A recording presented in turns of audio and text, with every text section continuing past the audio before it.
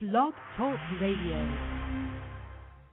Something's gone wrong. For all our vigilance and battle scars over the Bill of Rights, if we let the flame of freedom's torch grow cold, because there can be no torch to pass where there's no flame. Freedom has only one enemy it cannot defeat, and that is negligence. So your presence here, now, today, is an act of reverence. Of all man's works beneath the heavens, none shines brighter than our Constitution. I think Jefferson and Paine, Adams, Madison, Mason, Franklin, I think they're looking down right now at us. I think they understand what we're trying to do, what we strive to do.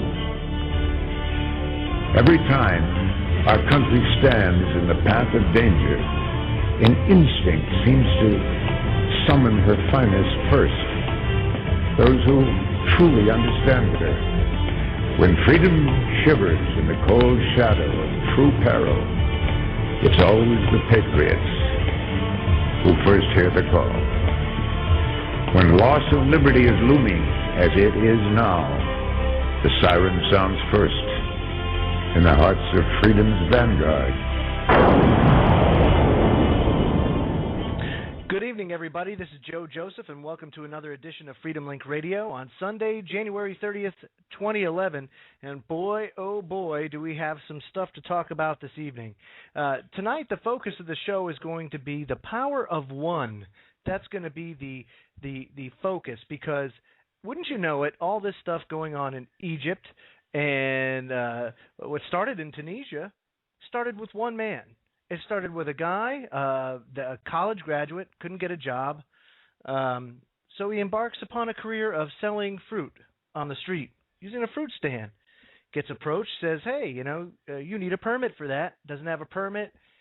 He gets arrested, lights himself on fire. The rest is history. And here we are tonight. And boy, oh boy, do we have a lot to talk about.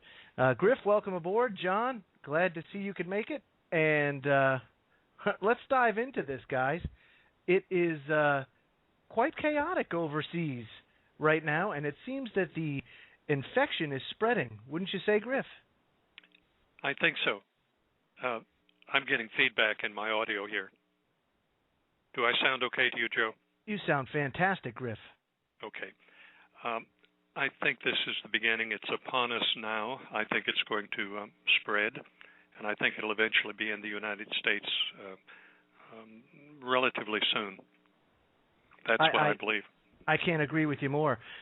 Just so you know, folks, and I want to bring this up too, and John King, I want you to respond to this when I put this out, but just on ZeroHedge.com just came out with an article, and I want to read this to you. It's a very short one, and it says, while the biggest threat to the Middle East region is the possibility that the population of Saudi Arabia may try to imitate what has been happening in the area, thereby bringing total chaos to the established regional geopolitical and, more importantly, energy structure, the first protests in the Saudi Arabia city of Jeddah are already in the books.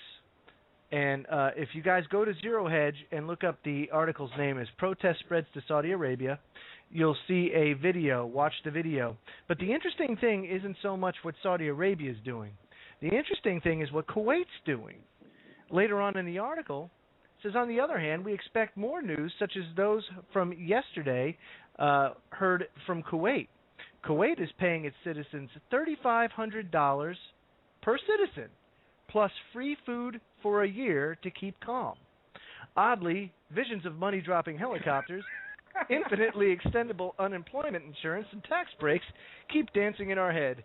Those who wish to follow the latest developments, you guys can go to, there's a guy that's doing it is on Twitter, and it's #Jeddah, JEDDAH, protests.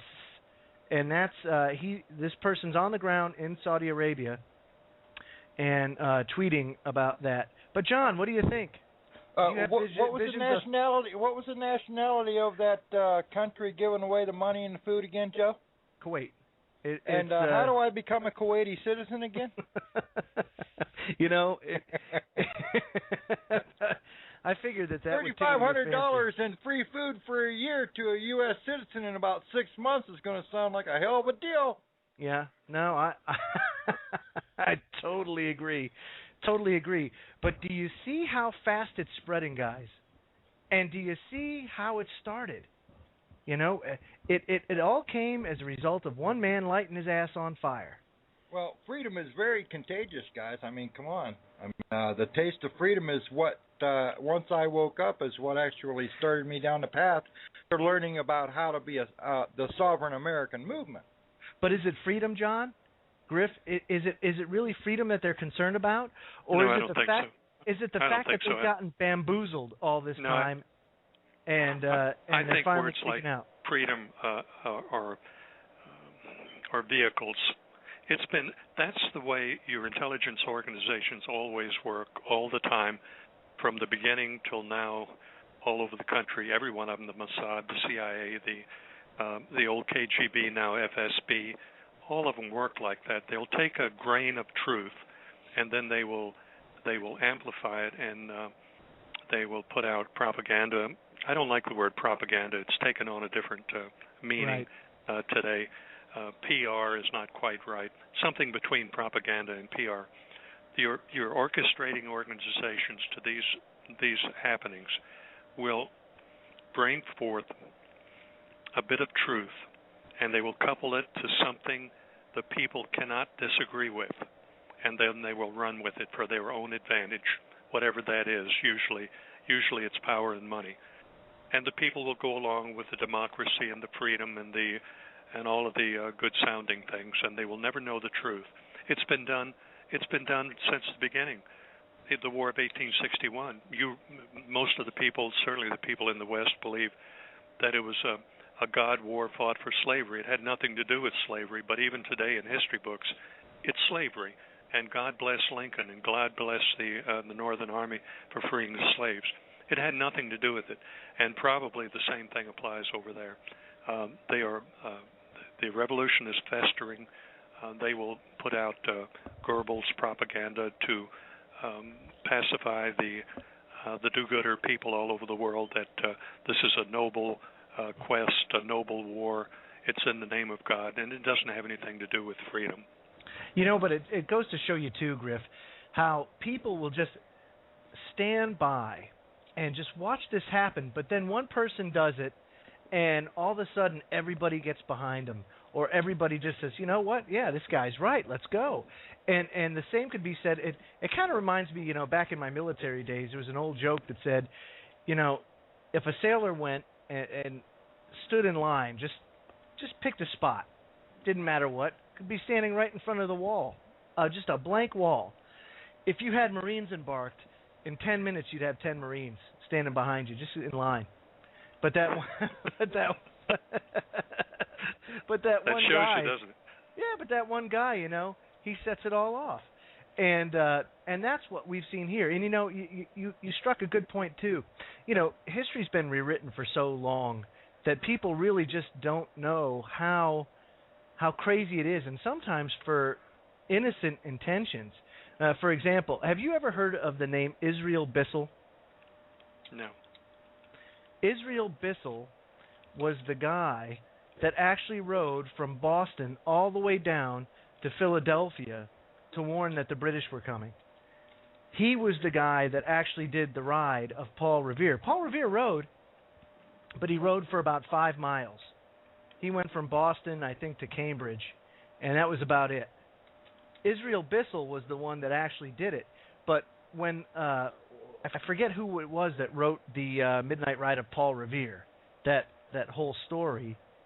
But the story goes pretty much that he couldn't find a way to get the name Israel Bissell to fit into the whole thing. Would you like for me to repeat the poem right now? I can do that. I'm sure you could. Listen, my children, and you shall hear the Midnight Ride of Paul Revere, the 14th of April in 75. Hardly a man is now alive that remembers that famous day and year. He said to his friend, if the British march by land or sea, hang a lantern aloft, and the in the belfry arch of the Old North Church as a signal light.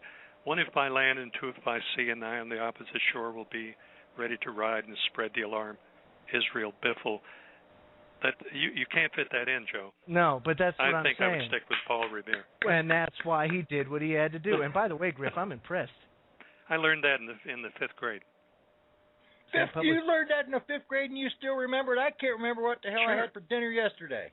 While out in the bay like a phantom lay the Somerset British man of war, with each mast and spar across the moon like a prison bar. Wow.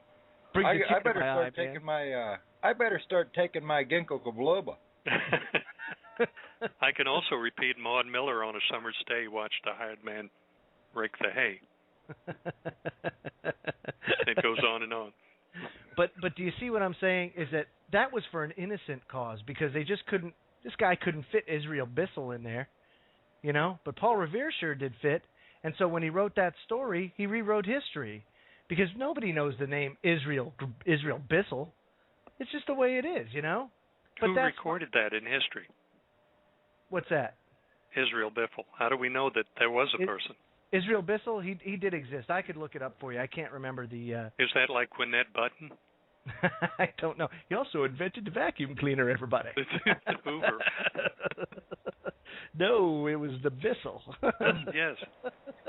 But at any rate... They're made in China out of plastic today. That's right. But at any rate, that's what happens, is just like you say, they latch on to a very small bit of truth, and then they just stretch the bejeebers out of it. And boy, that's where we're at now. And like I said, it's not about freedom here. This isn't about freedom. This is about people being repressed and being. I mean, you've got just in Israel, not Israel, in Egypt, you've got human rights atrocity. I mean, just suppression of basic human rights going on for years and years and years. I mean, this happens all throughout the Arab world, but it's more ingrained in their culture. But this here, I mean, look at the implication of what this has on the world, especially if it spreads the way it does. That's the most important thing to think about.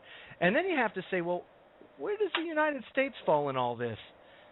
And is it in their best interest? See, I think that the way that these jamokes think up in Washington and the people that pull their strings, this plays right into their hand. This is fantastic. They couldn't possibly think of a better scenario for them to unfold. What do you think, Griff? It's a tough one. It's difficult to get good intelligence, even if you have the organization briefings every day on what's going on in the world. It's very, very difficult, especially in today's time.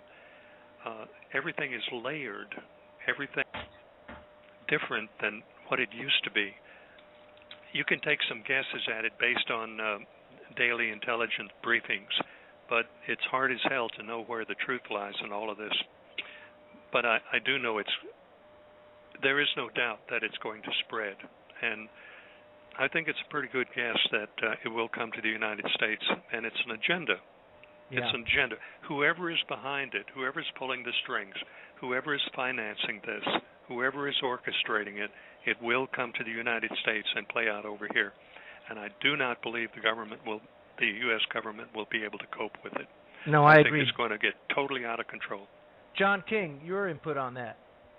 Well, just as time heals all wounds, people, time also reveals many truths, and it's probably going to take a while for us to reveal what actually did happen. But I guess if J.P. Morgan Chase, Sachs, or some other bank opens an ATM underneath the Sphinx paw, we'll actually know that this is being provoked by agencies such as the CIA to topple unwilling dictatorships to join the New World Order. They don't want to join, they don't want to play ball, so they topple them and install the NWO-friendly puppet head, much like President Obama. We'll see this come to fruition within a year if we find an ATM under the Sphinx. And another thing, guys, you're right. This is spreading, and this is an Illuminati wet dream. This is what they've always wanted. Now this is going to be a huge place for a breeding ground for terrorism, and I'm talking real terrorism, not the fake terrorism you're seeing on CNN and these